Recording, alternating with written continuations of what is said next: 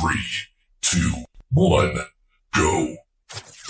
You're listening to The Kyle Chambers Show.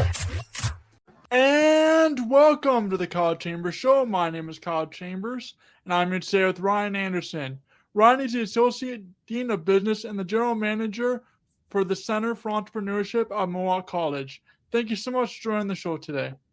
What inspired you to begin in the roles you're in at Mohawk College? Oh, great question. So I started my career actually as a high school teacher, and a funny story, Kyle. I always swore against being a teacher because my mom was a teacher, my aunt was a teacher, my grandmother was a teacher, and I always said I'm going to be the one not to be a teacher. My dad actually was a part-time professor at Mohawk College when I was a kid, and then I got into coaching kids, and I got into coaching schools, and I coached a little bit of university sports, and I thought, I don't mind this. And so from there, I got into teaching a little bit, got out, worked in private business, worked in entrepreneurship for quite a while, and then thought, how cool would it be to actually have a job where I could do both? And so I came to Mohawk College just during the pandemic, as I came in as the doors were shutting and locking people out, and started the center in April of 2020, and then took on the dual role of associate dean about 3 years ago. So I've been doing that ever since, and I absolutely love it. What initiatives does your faculty do to keep the students challenged with real world problems as they go into the industry?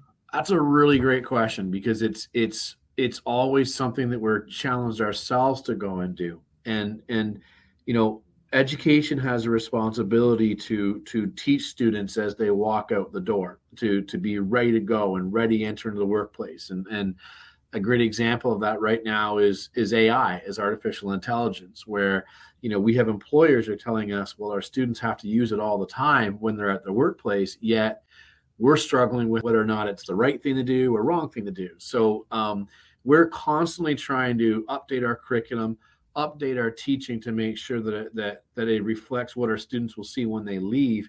But that's hard. And so to do that, we depend on our students. We depend to tell us what they need. We depend on our employee partners, where our students will one day get jobs, to tell us what's in demand. And our faculty are absolutely fantastic, because they're faculty, but they're also experts in their field, and they'll tell us sometimes, hey, we may want to change this, or hey, let's do this in a different way. What are some other challenges in business education, and how is your staff always addressing them? The word challenge sometimes I think is I like to use the word opportunity. We are challenged by teaching students every day. I mean, imagine there's 50 students in a classroom. There's 50 different people who learn differently, who read differently, who may be more interested. I'll give you a theory that I have. I think that in every single one of our classes, you could divide them into 3 sections. The first section are the students that sort of have to be there. It's the course on their timetable. They kind of got to show up, right, Kyle? And the middle section are the ones that, okay, I'm kind of interested. I thought one day this might be cool. And then that third section are the ones that are just love every second of what you're doing. And I always say that a good class and a good structure in a class will engage those lower first 10% folks, or the first third folks, to want to be actively engaged, and we'll then challenge the actively engaged to be really engaged. And so we can work really at moving all those students up a level. Then I know that we've done really well. And my job as associate dean is to make sure that I offer curriculum and content and opportunities that inspire students to move up those rungs within our classes. What co-op opportunities do you give to students to be able to have those opportunities when they're still going through their Mohawk education?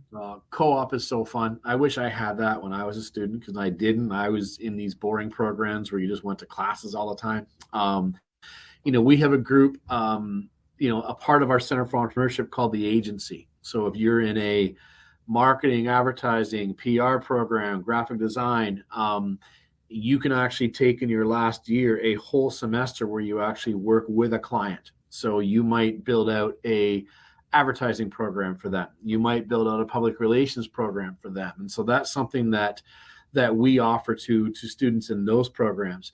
In our other business programs, for example, we have co-ops in insurance, where they actually get to work in the industry. Often those students are hired full-time while they're in co-op for when they graduate. So we've had a lot of great success with that. And our tourism program too, for example, well, they get to work right in the industry and the community. So how cool is it to work in tourism and get to promote the area in which you live? So it's kind of a neat thing too.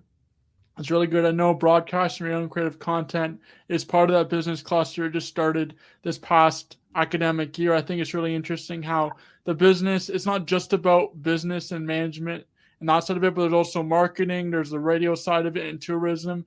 And Hamilton in particular has so much history with, for example, Tim Hortons. They have art. They have the Hamilton Tiger Cats. There's so much in Hamilton that has a lot of culture. So it's really cool that students get the chance to be able to be out in the industry, talk to people that they want to talk to get their foot in the door when they do graduate. And Kyle, you could not be more right, my friend. And I also say this, our students are in fantastic demand because of how well they do. And one of the terms that we've invented at the Center for Entrepreneurship is the term student enterprise. And the fact that everybody is an entrepreneur, whether it's your own business or not. If I work within, Mohawk College, for example, part of my responsibility is to be entrepreneurial, and that I can create new programs. I can drive my programs to a better level. And our co-op and placement students have a lot of demand for them because that's how they treat those co-ops. How can I make this place so good that either A, I can do it myself, or B, they have to hire me full time. And so that really is a challenge we set forth for our students. Yeah, it's really good to have those challenges. There's a show on Indy 1015 that was on this last academic year called Back to Business, and the Center for Entrepreneurship there was some people on talking about that, and you were a guest host a lot on that. How has that show helped to promote the business programs and really drive forward what the business programs have been able to do? Kyle, that was so fun. I mean, I love going there because you know how much I like sports and music. So I like to kind of poke around the radio station a little bit and see what's, see the stuff I really enjoy, right? But I'll tell you why Back to Business was and remains, because we're going to come back in September and do it again. So fun. Part of the reason for that was that, we could create content that could help entrepreneurs and help people in business. So people outside of our walls could listen to that as a radio show. And, that was pretty cool. The other side we did with that is we would then have that content and actually give that to the people who are guests on our show. So, if you owned your own business and you were a guest on our Back to Business show, well, you could get that content and put on your social media. And so now you've got some advertisement, you've got some material that you can use.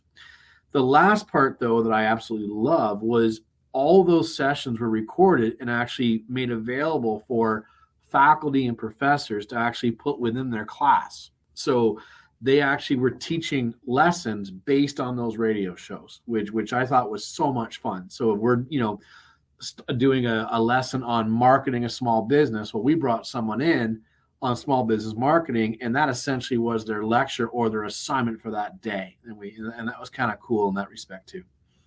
It's really interesting when you have somebody talk about it from a different angle, talk about something in marketing that your main professor can talk about, but to have it from a different viewpoint and kind of a conversational way on a podcast or radio show can change a student's perspective, and they might be able to learn more because of that. And it's not just a textbook, right? I mean, textbooks are fun, I guess. Textbooks are fun, but to actually listen to the story of Sam Mercanti or Alyssa Lancia or Stephen Aikman, some of the guests that we had on there, about how they started their business, about how they failed. There were some great stories about screwing up that are, I think, were really important for our listeners to go and listen to as well, because some of the best business people, some of the best athletes, they've been cut from teams and they've had businesses go bankrupt. I mean, Michael Jordan was cut from his high school basketball team. Imagine that. Tiger Woods didn't make his grade 9 golf team. Imagine that. Yet there were people, entrepreneurs that didn't do very well at first, and they had to learn from things. And that's very important for us to go and talk to students about, because none of us are going to be successful 100% of the time, and failing is part of growing and learning. What does the Center for Entrepreneurship do for alumni that have already graduated from Mohawk College? We have a rule in that any program we do, alumni are always invited first, outside of our students, because to me, that's where that network really is built in. Number one. Number two, alumni will never pay for any products or any services that we're going and offering, because I think that's very important. Number three, we will work in our Surge office, which is our business incubator, with businesses up to 2 years after they graduate. So we'll actually continue helping. And number four, we have a program called Defy, which is for female entrepreneurs. Right now we have over 150 female entrepreneurs that are part of this program. We welcome all female alumni business owners into this program indefinitely, so that relationship stays within them, and they keep getting the help that in most cases actually help them launch their business. It's really good to have those programs so alumni feel confident they can go back to Mohawk College and get the help they need. Yeah, and they also can help the students too, right? So now you've got a bit of a mentorship program where you've got alumni who have done it in a lot of ways, and they can help the students who might be looking to launch their own business too. So we've almost got that community. I always tell our team, how will we grow our community? And that really is something that we talk about almost every single meeting that we have. What is the future of the business faculty at Mohawk College? Well, I mean, they're so good. Our faculty, to me, they teach me things every day that I didn't know. I will always tell the story. When the whole world was doubting what would happen the next day when COVID was happening, our faculty just simply went and said, "Okay, we'll change." And we had people who've been professors for 20 years. Who didn't do anything online, all of a sudden within 3 weeks went and said, I can put my whole entire career online and I can teach everything online. I was always so incredibly impressed by that, and also so thankful that they knew how important it was for our students to be okay, and they changed. And that sometimes is very hard in academics. So what's in the future? I think that you will see new programs. I know that in our business side, we'll see lots of new programs emerging.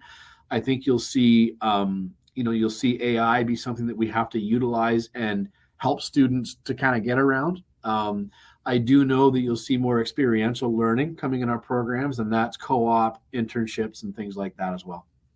That's really interesting. It's interesting how we've seen more virtual and in person. So, for example, when I was part of the broadcasting radio and creative content program, I would have in-person classes, but there might be some classes I would have virtually for the entire class, or it might be sometimes if there is a rain out or a snow day, I'd be able to just pop on Zoom and do the class. So it is open the doors that way as well.